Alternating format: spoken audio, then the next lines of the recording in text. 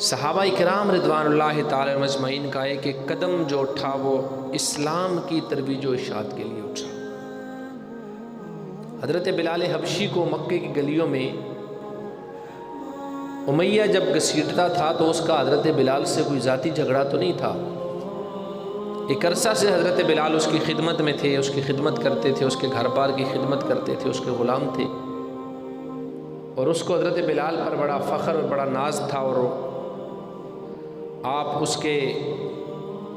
بڑے قریبی جو غلام تھے ان میں سے ایک تھے، اور اس کے گھر کے سارے کام آپ کے ذمے تھے۔ لیکن وہی حضرت بلال پھر وقت آیا کہ وہی امیہ اور وہی اس کا پسندیدہ غلام ہے، اور مکے کی گلیوں میں اس کو گھسیٹا جا رہا ہے۔ کیوں؟ اس لیے کہ اس نے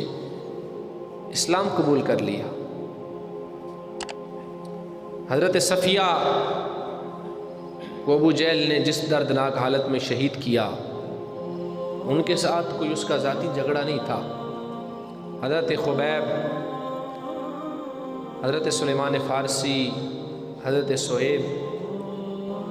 دیگر بہت سارے صحابہ، حضرت صدیق اکبر کو لوگوں نے مکہ معظمہ کے چوک میں اتنا مارا کہ آپ گر کر بے ہوش ہو گئے۔ اصحاب بدر و احد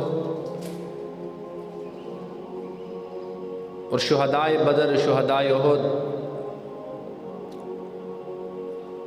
اور دیگر بہت سارے صحابہ جنہوں نے اپنی زندگیاں اسلام کے لیے قربان کر دی،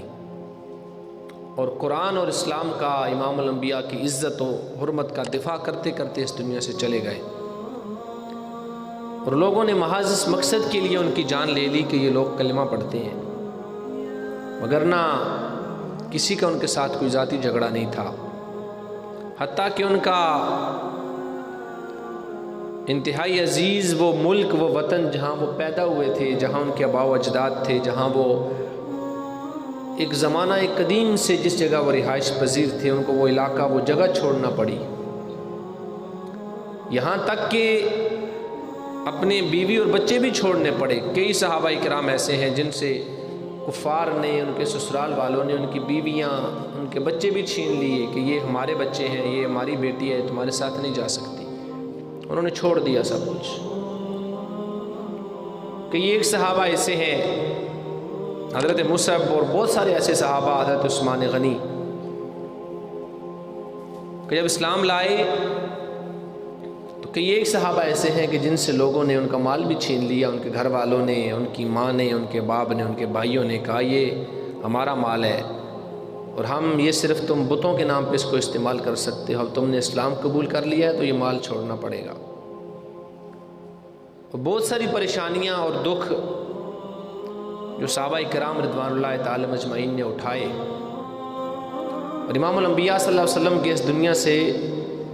ظاہری پردہ کر جانے کے بعد پھر اسلام کو جس طرح انہوں نے سہارا دیا، مسیلمہ کذاب کے خلاف جو جنگ یمامہ صحابہ کرام نے لڑی، اور متعدد امام الانبیاء صلی اللہ علیہ وسلم کے بعد جو